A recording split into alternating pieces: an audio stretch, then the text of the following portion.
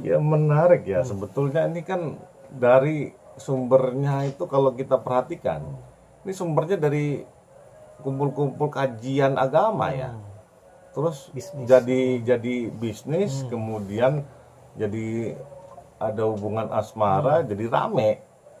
Mungkin ya kita mesti perhatikan bahwa sebetulnya kita harus lihat secara terang benderang ya, bahwa sebetulnya apa yang dilakukan oleh si Insanul Fahmi.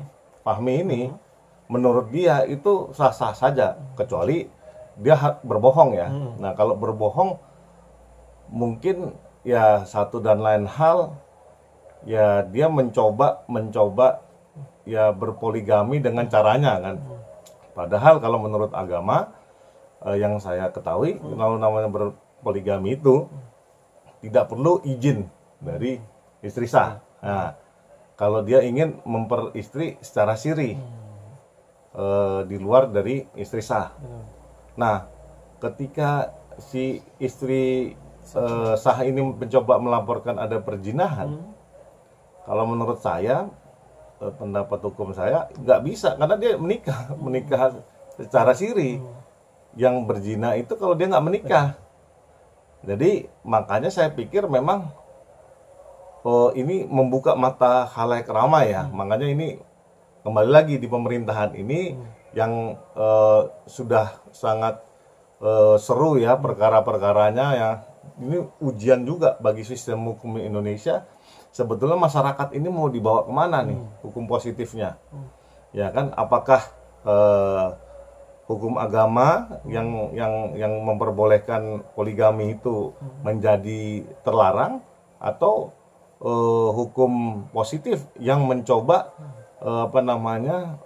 menegakkan sesuatu hal yang sebetulnya secara agama itu diperbolehkan. Nah, menarik sekali. Nah, berarti bisa dibilang suami sahnya itu Insan Fahmi tidak bisa dikenain pasal perzinahan, karena kan abang tadi sendiri bilang, kita juga pernah tahu juga kalau sudah ya menikah siri ya ibaratnya aman berarti kan. Dan si Insanul juga tidak bisa dikenain pasal penipuan karena dia tidak ada iming-iming barang, iming apapun, cuman dibilang cuman single atau masih bujang. Gimana bang? Yang jelas kalau boleh ya, namanya si Inara Rusli itu mencoba melaporkan dia ditipu ya sama Insanul ya. Pertanyaan yang mendasar, siapa menipu siapa dan apa kerugiannya? Nah, kalau memang dia mencoba melihat di KUHP lama itu ada tipu muslihat di situ kan, identitas palsu ya, di pasal 378 itu. Tapi apa yang dirugikan? Padahal dia kan dinikahi secara siri. Nah, makanya saya pikir apa dia dirampok, apa ya, kalau tidak ada kerugian materialnya menurut saya memang agak tipis sekali ya. Ya, agak tipis. Kemudian kalau memang ya si Insanul Fahminya itu mau dikenakan pidana atas perbuatannya, kalau dia memang berbohong atau dia dengan itikat baik, bagusnya digugat perdata menurut saya daripada pidana, karena yang ada tuh itikat buruk. Artinya berbohongnya di sini dia itikat buruk. Itu termasuknya perbuatan melawan hukum. Nah, dan Inara tidak berkata sepatah kata pun saat di Polda. Pokoknya dia cuma bilang saat itu klarifikasi, bilang dia merasa dibohongi, merasa disakiti. Sedangkan Mawa sebagai istri saya, dia juga sama-sama sebagai perempuan merasa dibohongi sama Insanul. Dia bilang ada fakta baru, yaitu selama ini Insanul Fahmi itu suami sahnya dia nggak pernah ada omongan talak, bahkan sampai talak cerai 2 kali kan dia bilang talak cerai.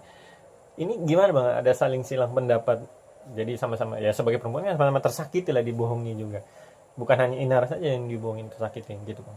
Menarik ini ya, menarik. Karena kenapa? Ketika ini hubungan antara manusia ya, institusi perkawinan, kalau yang namanya sudah merasa dan sudah tidak bisa menemukan kecocokan, dan memang itu menjadi pertikaian yang terus menerus, memang bagusnya memang antara si Insanul sama istrinya siapa namanya, Mawa Mawa itu ya bagusnya ketemukan ya berpisah aja, karena kan saling tuduh nih kan, artinya nggak pernah dicerai, nggak pernah diapa. Tapi memang kalau memang si Insanul nggak berani nalak juga, bingung juga kita. Ini arahnya mau kemana? Yang kedua, kalau memang sama-sama saling dibohongi, memang bagusnya memang si siapa namanya Insanul ini sebagai percontohan ya. Percontohan bahwa poligami di Indonesia itu padahal boleh, ya tapi gagal. Nah, itu mungkin jadi apa namanya percontohan yang kurang baik ya. Nah, makanya saya pikir memang hal yang sedemikian ini jangan diulangin. Ya, sebagai contoh lah bahwa sebetulnya perbuatan ini nggak pas gitu loh. Artinya di budaya Indonesia juga nggak boleh sebetulnya kan gitu. Atau bisa jadi bertiga itu musyawarah, bertemu, saling ibaratnya saling cabut juga laporan biar sama-sama saling. Dan emang si Mao juga emang sudah ingin berpisah emang karena sudah ya dibohongin kan perempuan. Bisa dibilang gitu masih bisa ada kan media Yang jelas memang kalau dalam penanganan perkara lebih bagus itu utamanya adalah berdamai. Karena ketika sudah apa namanya dendam membara itu tidak ada lagi ya di masing-masing pihak, menurut saya itu lebih murah, lebih mudah untuk berdamai karena stoplah saling menyakiti, move on aja. Apalagi ini soal dapur ya apa namanya domestic law ya, artinya hukum keluarga memang agak rancu. Kalau hukum negara mau ikut campur, menurut saya menjadi lucu karena hubungan antar keperdataan manusia itu negara cuman bisa catat, nggak bisa ngatur dia mesti gimana, cara dia nggak boleh bohong atau gimana, kan nggak bisa mencampuri terlalu jauh karena itu privat. Makanya ada keperdataan di situ. Nah, kalau memang perbuatannya dibilang dia harus negara hadir ketika dia melaporkan tindak pidana yang dituduhkan itu, jauh itu. Bang, terakhir. Ini terkait illegal access yang penyebaran itu. Kita masih duga ya, netizen masih duga. Kan mantan suaminya itu yang V itu masih ada akses untuk melihat rekaman CCTV untuk lihat anak-anaknya.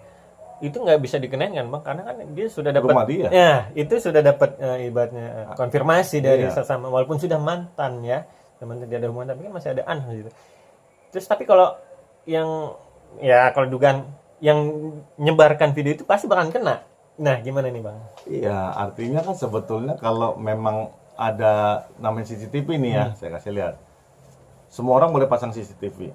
Nah, ketika memang ada kejahatan di situ, nah yang menyebarkan CCTV itu masa dia bersalah? Kan nggak logis. Itu memang dijadikan petunjuk saja. Bukti.